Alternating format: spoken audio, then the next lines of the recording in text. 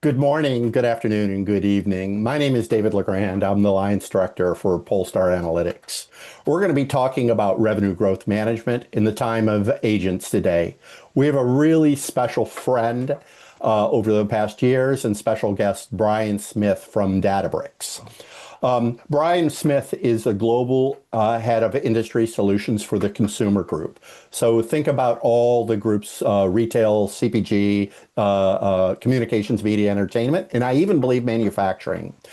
He's been at Databricks for the last 7 years, gaining data and AI experience as that company has seen rocket growth over the last few years.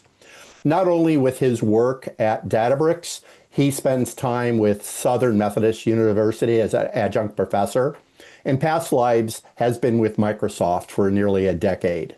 Really honored to have Bryan here today. Thank you, Bryan, for coming. Well, Appreciate that's it. the heck of a setup there, David. Thank you. Hope I Well, can live up when to it today. when you and I have known each other for so long, I think it just is natural to take. So what we're going to do today is revenue growth management has been around for roughly 4 decades. Revenue growth management can mean one thing to me, one thing to Bryan, one thing to yourselves. We're going to dive in and see how RGM has been modernized over the time, specifically how big data with a data intelligence platform is changing the data. So we're going to take 4 or 5 steps. First thing, we're going to talk about the evolution of retail growth management and how it's been changed over the years. Talk about its challenges, its data complexity, its siloed insights, move to modern solutions, and then applying those either data and AI, GenAI, and automation to solutions, and then understand how all this new technology is delivering ROI through the multitude of new KPIs. So for the next 35 minutes, we're going to have a very casual discussion. We hope you learn, as we have done over the years, of the benefits of Databricks and the data capabilities that it has. So let's get started, Bryan. So if we're going to set the context today on the evolution of RGM, what is RGM today and what is it going to be tomorrow? Yeah, so you mentioned it's been around for a while, and I think it's important to understand the context of when it emerged. For a lot of consumer goods groups, there are a lot of decisions that you make that affect how people approach your products, right? Pricing decisions, the range of products, including all the little variations you want of those products, all the packaging differences that you might have, right? Think about buying a 2 liter Coca-Cola, a can of Coca-Cola, one of those little tiny cans of Coca-Cola you might get on a plane, and other variations on these 6 packs, 12 packs, you name it. We call that pack architecture. There's also trade spend where folks are on the CPG side are investing money in the retail side of things to help them drive like in-store promotions, drive discounting, and then there's the promotions they drive themselves.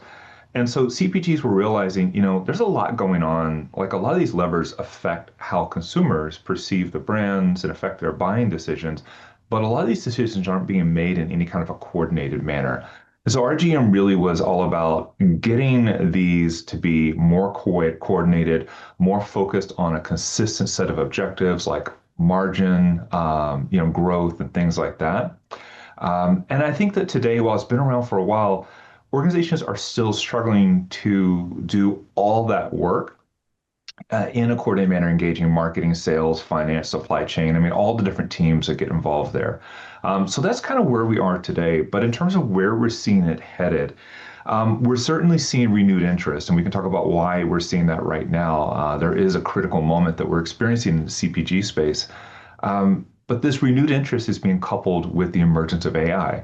And because of the complexity of what we're trying to do here, the question is being asked is, can we use AI to help us better orchestrate some of this work and solve some of the underlying problems that have actually been impediments to effective use of RGM in the past?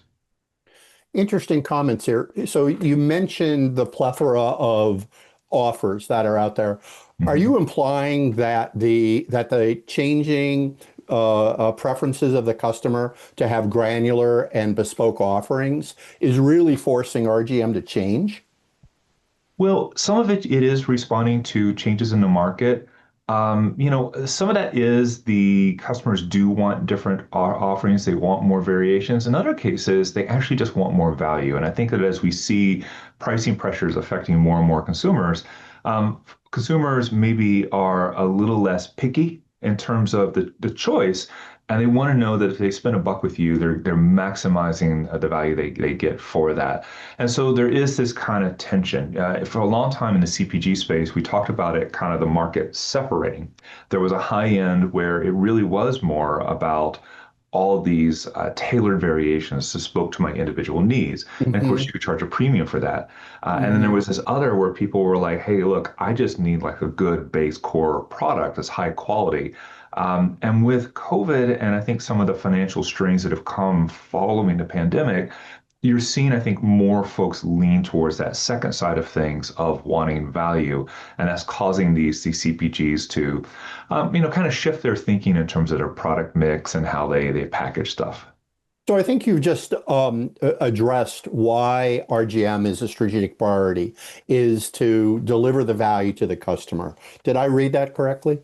Yeah, I mean, to get a little more granular on this, McKinsey did this study, and they're not the only ones, right? This is kind of a common narrative here. But going back to 2019 and saying, CPG firms in developed markets have really been growing at about a 4 or 5% year-over-year rate, and that's not bad. But compared to like if investors are looking to put money into a particular part of the market, this isn't like super sexy. So, how do we get more growth is kind of the key question. And when you look at just that little bit of growth that they were getting, 90% of that growth is attributed back to price increases. And we as consumers have all experienced this, right? Things are costing more and more, and we're kind of hitting the limit. And so the fear is that while CPGs have been driving okayish type growth for these last few years, the runway for the mechanisms, the pricing mechanisms they've used to do that has petered out, and they've got to figure out how to get onto a different track, drive better growth, um, and do it through other mechanisms. Yeah, interesting. So let's start. We're still talking about setting the context here. So Databricks, $4 billion company, 60% growth rate, just outstanding domination in the marketplace with data and AI.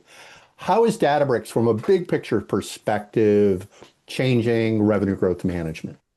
When you think about revenue growth management, we talked about needing to coordinate across these different functions. Well, there's a lot of data from different parts of the organization internally, but also a lot of external data that has to come in and get what we call harmonized. When we say harmonized, this means that different parts of the org, different external partners like retail partners or market syndicators, have different ways of thinking about and presenting some of the core concepts that we're working with here, like product information is not consistently represented in internal and external systems.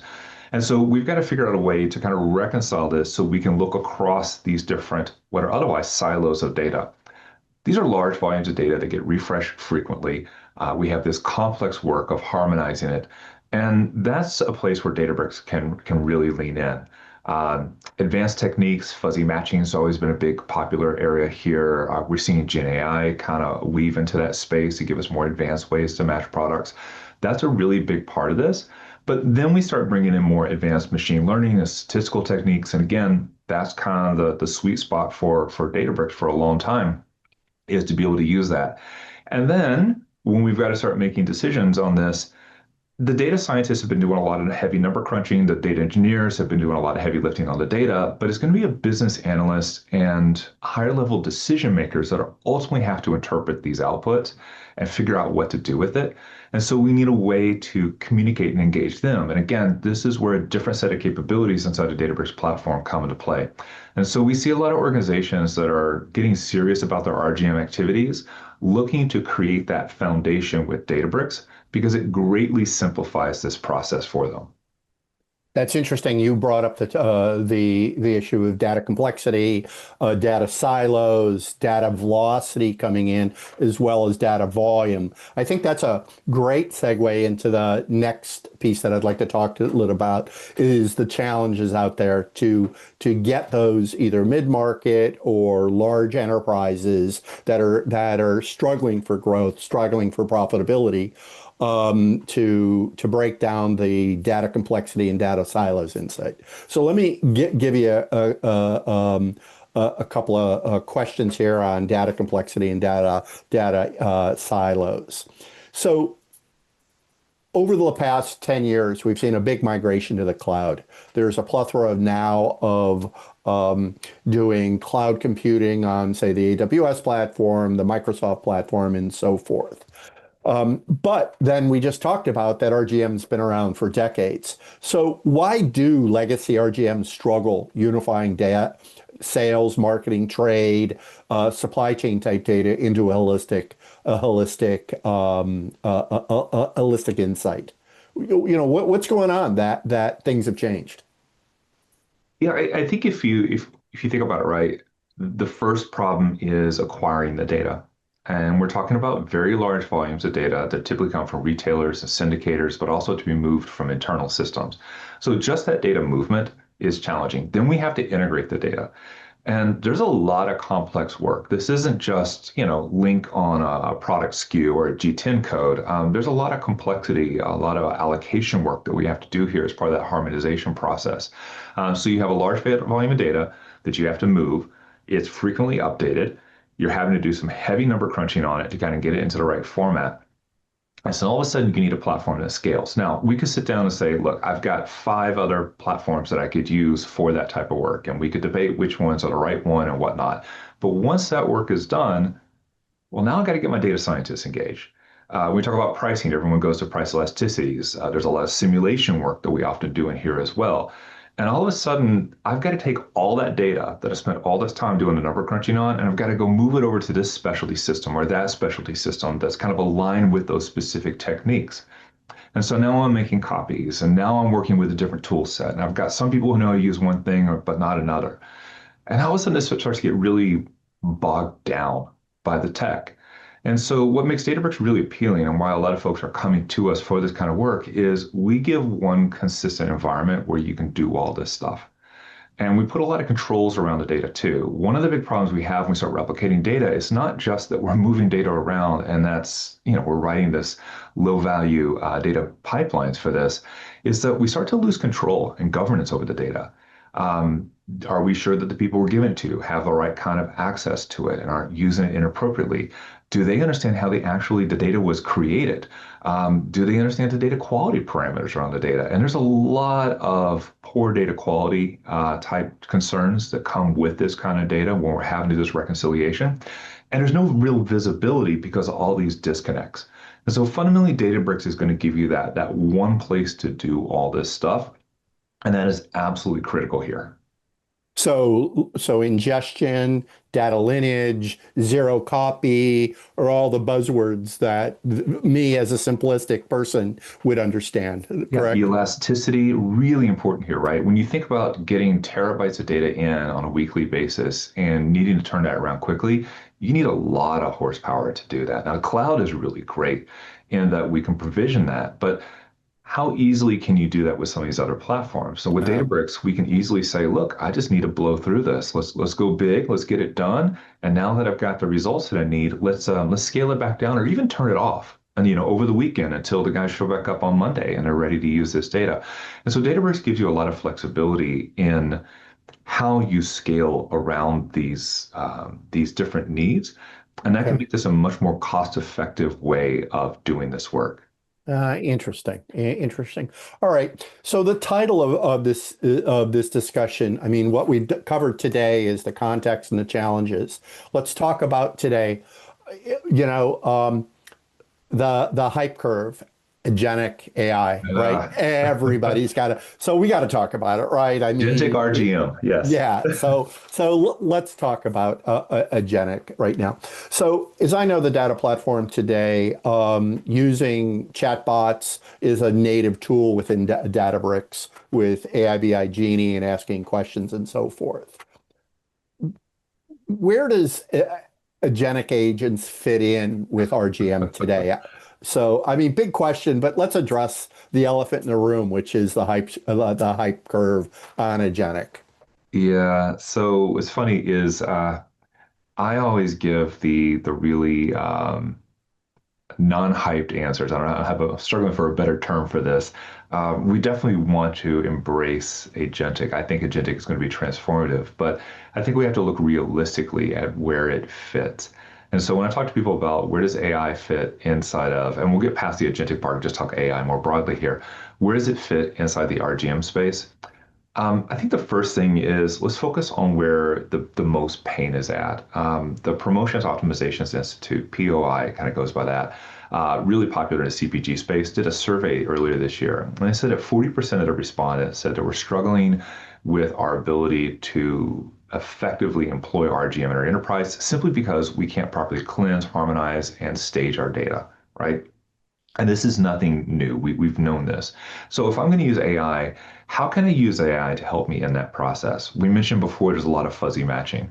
We're finding AI bubbling up into that process quite a bit, allowing us to better understand how things fit together when they're coming from different systems and it's not necessarily a clear one-to-one match, right? So I think that's the first place that I would look to use it. Again, it's a really unsexy use of it, but that's where the big pain is. Then once we get past that, well, the data scientists are going to do what the data scientists are going to do, and we need to let them do their work. There are specific techniques that we're going to employ, machine learning, statistical techniques. I don't really see AI playing a huge role here just yet, but the outputs that they produce, like these have to go in front of decision makers, and that ability to translate the complex work that they're doing into something that a more business-aligned decision maker can understand. Well, that is a place where AI can help. So you mentioned Genie Rooms. We're seeing other variations on this where a chatbot can be given knowledge about how to interpret this information and make it more accessible, guide people towards understanding, what this means in terms of the actions they should take, helping them ask follow-up questions and kind of bridging that gap. Down the road, and I think this is very much we're starting to see it emerge right now, but I think we'll see it more broadly later. I think we will come to a point where there is greater automation here. And I think that's when the true agentic systems, agentic workflows will come in to take again, this is all about orchestrating across these different departments, to Hmm. actually taking the results of this work and triggering specific workflows in a more automated manner. That's kind of the long-term vision I think we're working towards. Interesting. So one of the pathways Polestar Analytics is taking in this is we have a natively built solution called Profit Pulse, natively built on Databricks. Profit Pulse has some interesting features in it. It does leverage natural language for queries and chatbots, leveraging the Databricks platform, but it also builds agentic alerts. When you're talking about RGM, there's a lot of different persona-based information that's needed across the business, whether it Mhm. be supply chain, whether it be promotions, maybe not functioning in real time.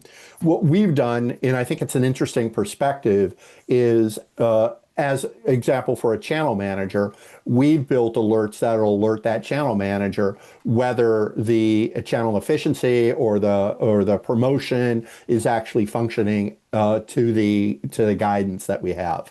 So those are the type of things that we're trying to deliver from a persona centric.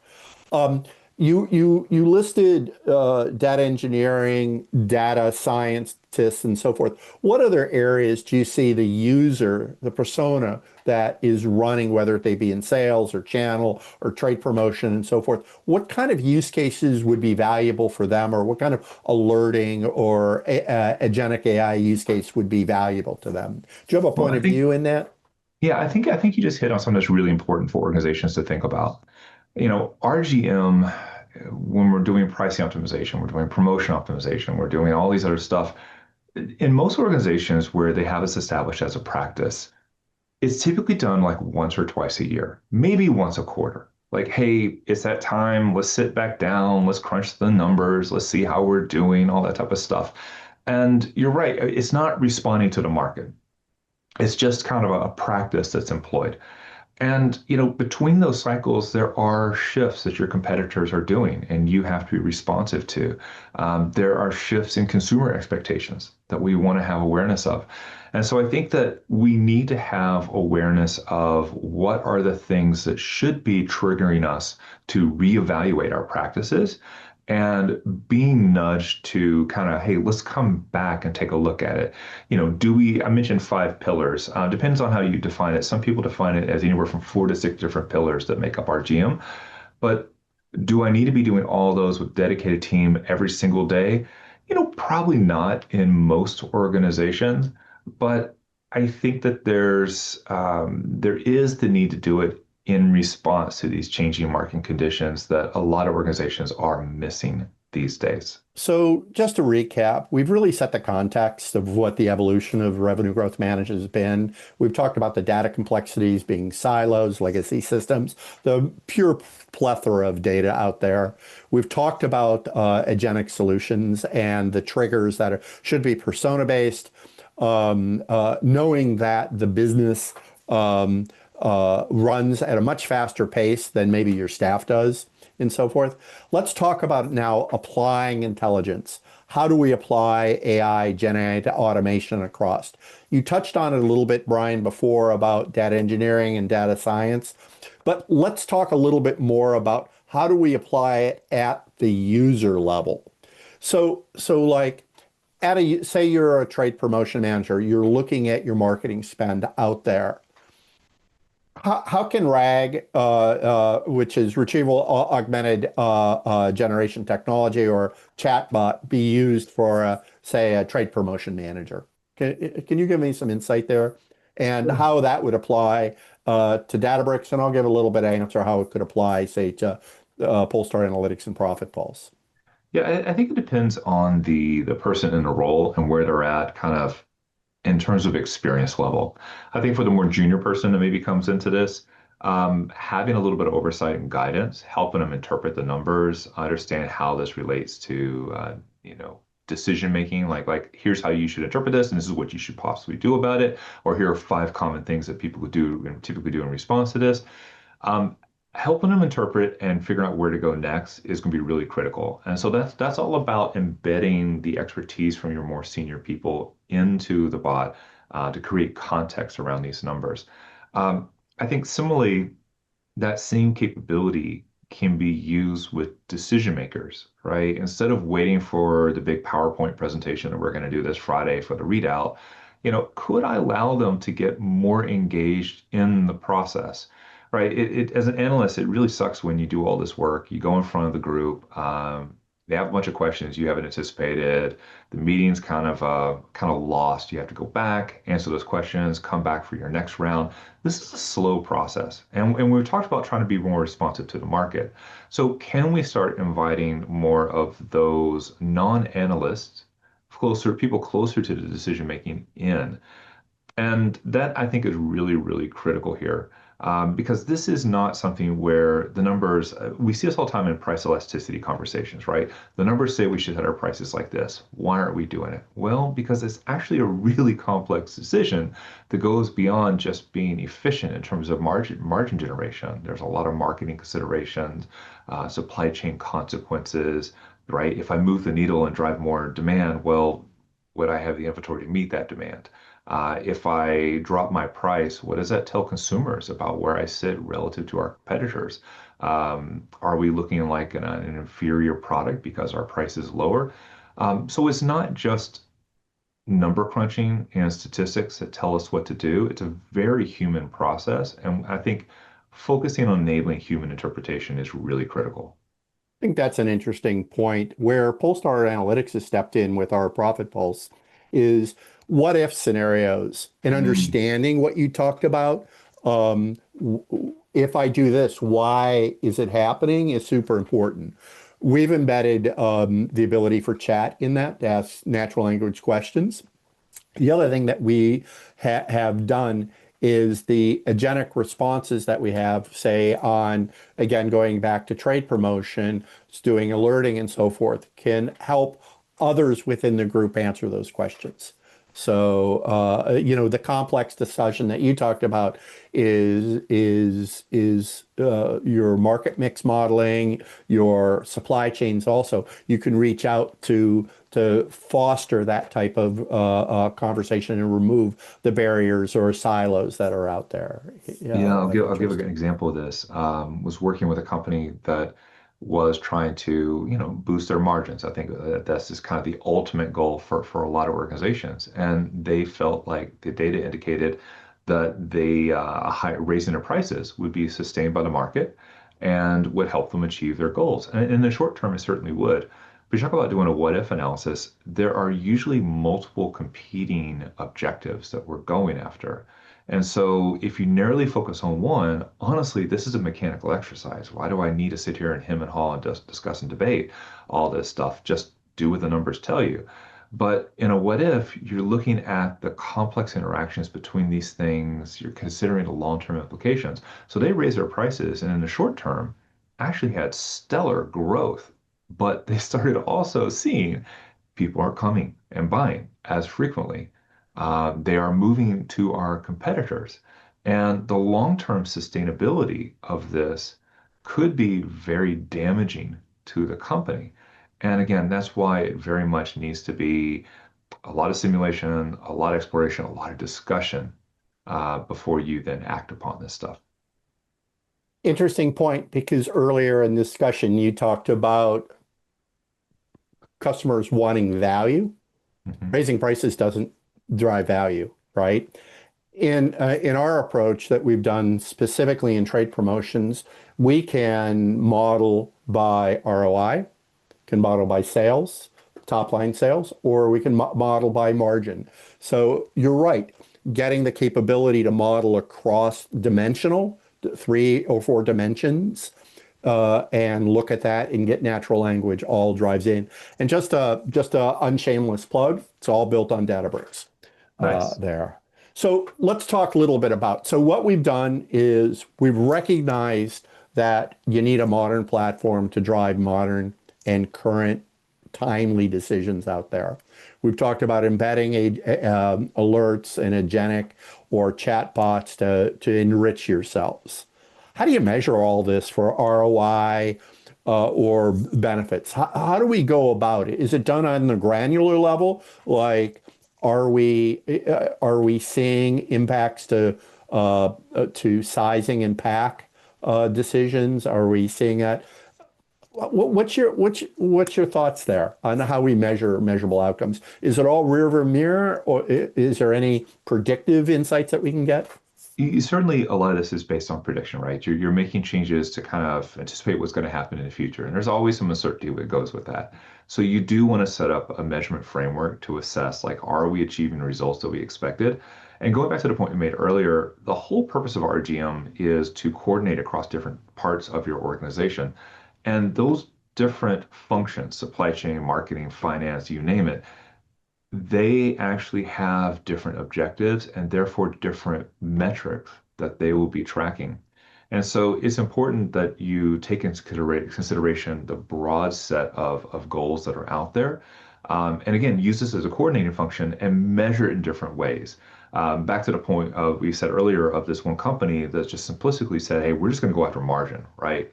Well, they didn't take into consideration the effect on what the marketing kind of customer insights team was watching. And so their numbers were going down, while the rev management part of the organization, their numbers were going up. And again, once those things get out of whack, well, this growth is no longer sustainable and you'll see it come down. So you have to have I think, a broad set of measurements across the different functions that you're impacting and kind Hmm. of watch them all to understand exactly how this is playing out, regardless of what was predicted. Predictions are great, they get you oriented, but it's really not until you get in front of consumers. And honestly, you get in front of consumers and your competition. We're talking about going out to the marketplace where this is all very visible to stuff. Your competition will respond to the changes that you're making, and that impacts too how consumers then ultimately engage your brand. So it's very, very complex. And that's interesting when you're talking about your competition responding. Again, having a data platform that can ingest competitor data into and enriching the models, super, super important. Now, I'm going to ask you to judge Polestar Analytics. Our point of view is to start with a use case around trade promotion. trade promotion downstream affects your marketing spend, but also your effectiveness in the marketplace on the shelf and so forth. Give me an honest answer. Is there a better place to start than trade promotion with a Genic type or Gen AI type solutions out there? Would you recommend something different? I think it depends on your company. We certainly see a lot of interest in trade promotion, and for folks who maybe are hearing this who don't know what that is, uh, if I'm selling beverages to a grocery store, for example, I will encourage them to buy a little bit more. If you buy above this threshold, I'll give you certain investment funds. You'll use those to set up the displays that you see in the store, to run ads in the paper, where you'll feature our products in there. We'll give you things that'll help you move that volume. And so there's kind of this give get. You buy more and I'll help you sell more through your thing. So that money that we invest there, that's trade promotion. So a lot of organizations are realizing, they're spending a lot on trade promotion. It may not be as effective as it once was. They're also spending a lot on advertising. Retail media is really popular, kind of falls into the same space, though some organizations treat it a little bit differently. And so people are looking at it going, man, I'm putting a lot of money into my retail partners. Am I really getting the results? What's the right balance between these things? And so we do see organizations gravitating to that. But again, going back to the 4 or 5 or 6 pillars, however you want to define RGM, I think that every company needs to look at, where it is that we feel that we have the most opportunity and start there. For some organizations, that may not be trade promotion, but like I said, that is a hot topic today in the market. Interesting. All right, let's talk about the future, the road ahead.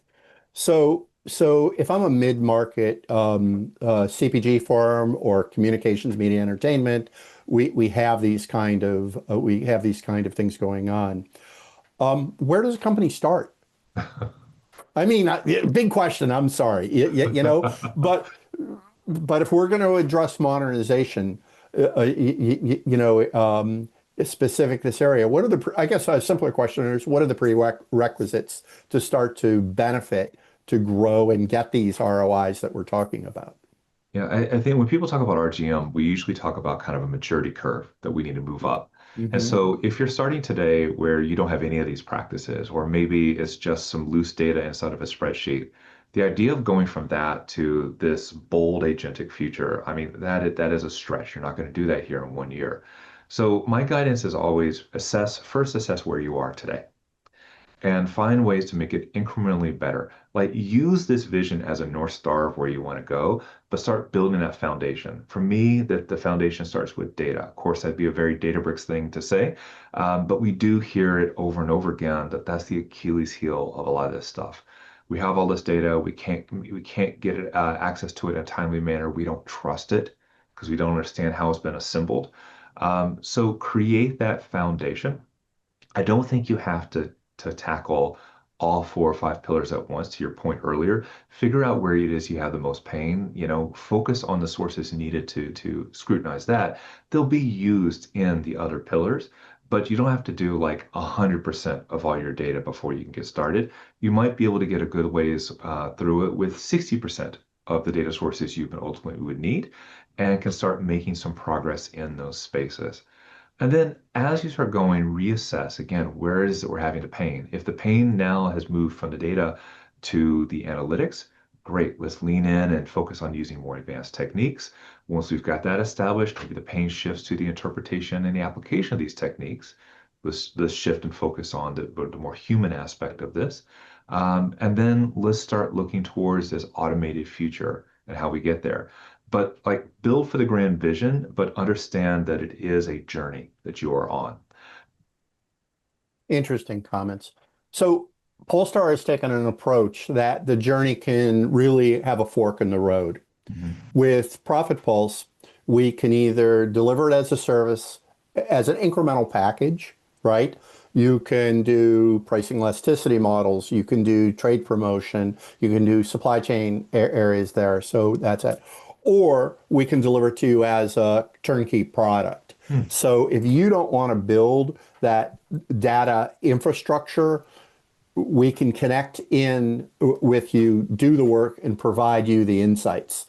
So there's a variety of ways, but we recognize you have large CPG companies like Procter and Gamble that are going to have completely different horsepower than, say, an emerging market. And I'm sorry, I don't have a example to that, but that's the Nobody wants case. to be named there, right? Yeah. So we've taken that approach that it's not one size fits all. I agree. The only thing that is common is get your data right. And we believe that's the Databricks relationship that we had with the company, that the data feeding our models and feeding our service offering is going to be the right way at a very low cost method. So we've covered a lot of ground today. We set the context, we talked about data complexity, we talked about alerts and chatbots being used in use cases. We talked about that this is not a journey. How would you want to summarize or give that one piece of guidance to someone that's listening to this today on best practice or where to start? Do you have any big picture, one summing this up, Bryan, in one big closing? Yeah, I mean, I think definitely don't think about this as a tool. It is certainly a set of practices that are enabled by tools, but do see it as a practice that you need to establish inside your organization. And that means balancing a focus on the tech with a focus on people and process here. And I think having a partner who's been down this road is super helpful. They can help you, take an honest look at where you are today, where the needs are at. They can bring forward solutions because they've helped build these for other organizations. They can also coach you on how to, do some of the more what we call organizational change management aspects around this. I mean, at the end of the day, we're talking about how we change the way we make decisions to be more data and AI driven here. That's not a trivial change in a lot of organizations where, change is often perceived as risk. So having a trusted partner who can share with you those best practices, who can coach you along the way, is going to be really critical. And I think that's where you guys come into the picture here. Well, thank you for the confidence and the trust. That's where we sit. We've worked across the board in alcoholic beverages, in tobacco, in food, in a variety of different cases. So, Bryan, I hope, I don't hope, I thank you for taking the time. Your knowledge over the last 25 years in this area clearly shows, and I hope the audience sees that and can interface with either Polestar Analytics or Databricks in the future. So thank you very much for your time. Just a little housekeeping here. We've been taking questions along with this webinar, this discussion, fireside chat. I'm going to be on here for a little bit second. We're going to let Bryan go, and we'll answer any future questions that we have. So thank you very much for your time today, Bryan. Appreciate you giving and enriching the audience here with their knowledge. Great. Well, thank you for having me here, David.